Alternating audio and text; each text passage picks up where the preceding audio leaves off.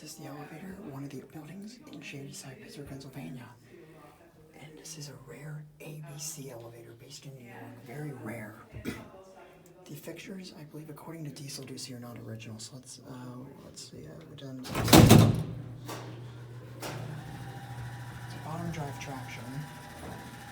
It's all industrial going on in the basement. Single speed here at the basement. Let's go up to 4.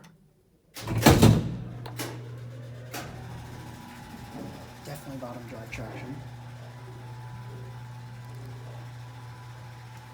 Been wanting to ride this for a long time.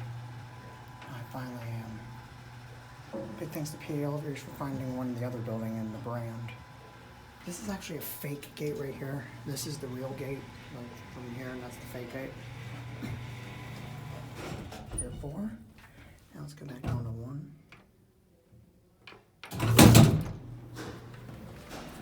Not sure what the panels involved. I guess that's the chain hold gate. Very nice vintage wallpapered cab. Wood paneling. Certificate in the office. There's also door support and door light. Go back at 1.